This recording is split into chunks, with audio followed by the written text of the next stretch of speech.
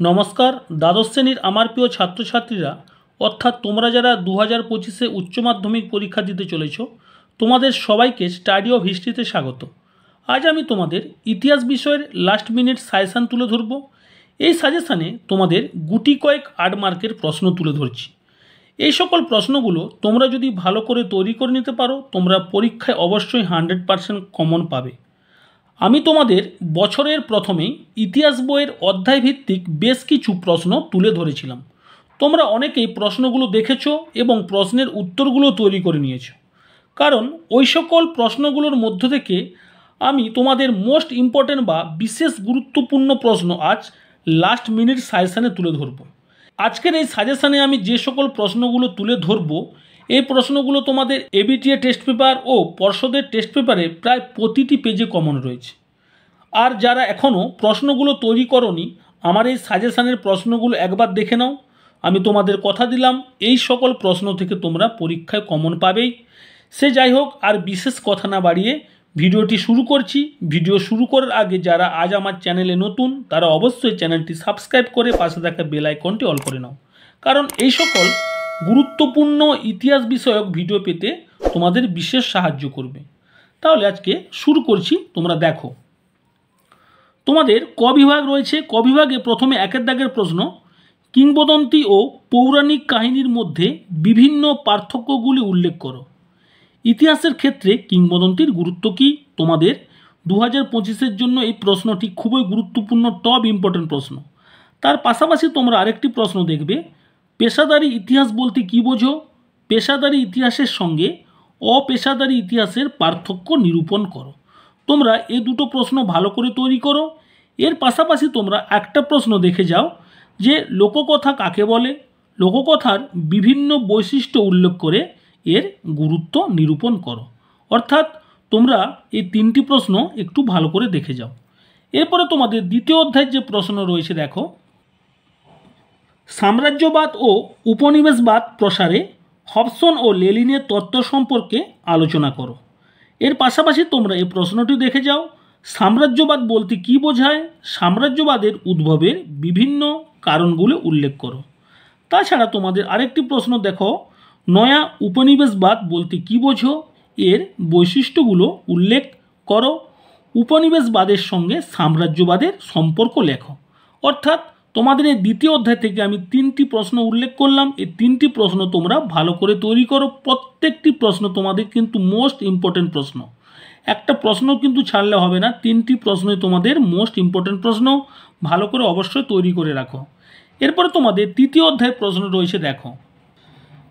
তোমাদের তৃতীয় অধ্যায় প্রশ্ন, চিরস্থায়ী বন্দোবস্তের শর্তগুলি উল্লেখ করো।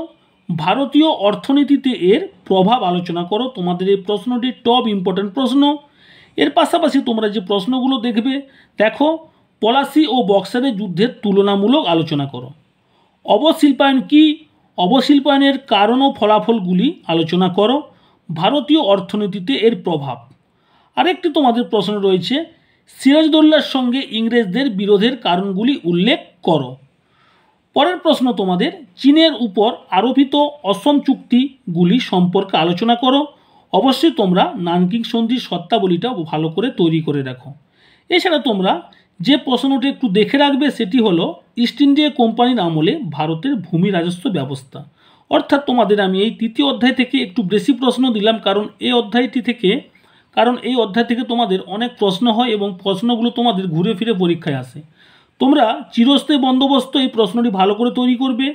অবশিল্পায়ন আর চীনের উপর অসম চুক্তি, তিনটি প্রশ্ন তোমরা ভালো করে তৈরি করে রাখো। তাছাড়া তোমরা পলাশি যুদ্ধ, বক্সের তুলনামূলক আলোচনা, এই প্রশ্নটাও দেখে রাখো। সিরাজদৌল্লা, এই প্রশ্নটাও দেখে রাখো, আর এই প্রশ্নটাও দেখে রাখো। কিন্তু এই তিনটি প্রশ্ন অবশ্যই ভালো করে তৈরি করে রাখো। চিরস্থায়ী বন্দোবস্তের শর্ত, অবশিল্পায়ন আর চীনের উপর আরোপিত অসম চুক্তি, এই তিনটি প্রশ্ন ভালো করে তৈরি করো। এবারে দেখে নাও তোমাদের চতুর্থ অধ্যায়ে কী কী গুরুত্বপূর্ণ প্রশ্ন রয়েছে। 4 প্রশ্ন, ভারতে শিক্ষা ও সমাজ সংস্কারে রামমোহন রায়ের ভূমিকা আলোচনা করো। এর পাশাপাশি তোমরা দেখবে এই অধ্যায় থেকে চীনের চৌঠা মে আন্দোলনের কারণ ও প্রভাব। এছাড়া মুসলিম সমাজের অগ্রগতিতে স্যার সৈয়দ আহমেদ খান ও আলিগড় আন্দোলনের ভূমিকা। অর্থাৎ চতুর্থ অধ্যায় থেকে 3টি প্রশ্ন তোমরা ভালো করে তৈরি করো। গুরুত্বপূর্ণ প্রশ্ন, পরীক্ষায় এর মধ্যে থেকে আসবে আমি আশা রাখি। এরপরে তোমাদের বিভাগ খ থেকে তোমরা যে যে প্রশ্নগুলো দেখবে দেখো। 5 দাগের প্রশ্ন রয়েছে, রাওলাট আইন প্রণয়নের কারণ বা উদ্দেশ্যগুলি কী ছিল, গান্ধীজি এই আইনের বিরোধিতা কেন করে। তাছাড়া তোমরা মন্টেগু চেমস্ফোর্ড সংস্কার আইনের সমালোচনামূলক আলোচনা করো, এই প্রশ্নটাও ভালো করে তৈরি করে রাখো। এই দুটি প্রশ্ন ছাড়াও তোমরা যে প্রশ্নগুলো দেখে রাখবে সে দুটি প্রশ্ন একবার দেখে নাও। জালিয়ানওয়ালাবাগের হত্যাকাণ্ডের পটভূমি, গুরুত্ব, ভারতীয় প্রতিক্রিয়া, খুব গুরুত্বপূর্ণ প্রশ্ন। তাছাড়া কোন পরিস্থিতিতে মিরাট ষড়যন্ত্র মামলা শুরু হয়, তার প্রেক্ষাপট ও পরিণতি, অর্থাৎ এই দুটো প্রশ্ন ভালো করে তৈরি করো। তার পাশাপাশি তোমরা এই দুটো প্রশ্ন একটু দেখে যাও।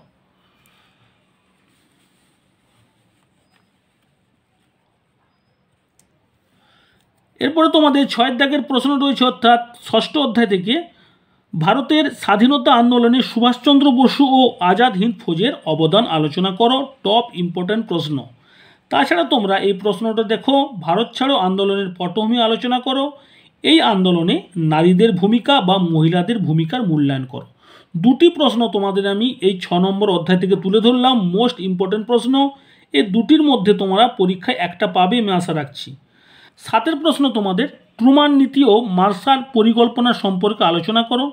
তাছাড়া তোমরা জোট নিরপেক্ষ নীতি কী, এই আন্দোলনের উদ্দেশ্য ও ভারতের ভূমিকা, এই প্রশ্নটাও ভালো করে তৈরি করো। অর্থাৎ এই দুটি প্রশ্ন তোমরা এই 7ম অধ্যায় থেকে ভালো করে তৈরি করো। তাছাড়া তোমরা কোরিয়া সংকট, সুয়েজ সংকটে ভারতের ভূমিকা, তার কারণ, ফলাফল, এগুলো ভালো করে তৈরি রাখো। তোমাদের 8 দাগের প্রশ্ন, স্বাধীন ভারতের প্রথম 3টি পঞ্চবার্ষিকী পরিকল্পনা সম্পর্কে আলোচনা করো।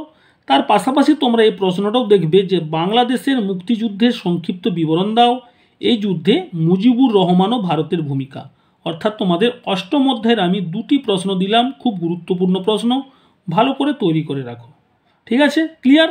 তাহলে আজ তোমাদের কাছে আমি ইতিহাস বিষয়ের লাস্ট মিনিট সাজেশান তুলে ধরলাম। তোমাদের যদি ভিডিওটি ভালো লেগে থাকে তাহলে অবশ্যই লাইক করো, বন্ধুদের মধ্যে শেয়ার করো এবং কমেন্টে জানাও কেমন লাগলো। আর যারা আজ চ্যানেলে নতুন তারা অবশ্যই চ্যানেলটি সাবস্ক্রাইব করে পাশে থাকা বেল আইকনটি অল করে নাও। তাহলে আজ রাখছি, তোমরা সবাই ভালো থেকো, সবাই সুস্থ থাকো।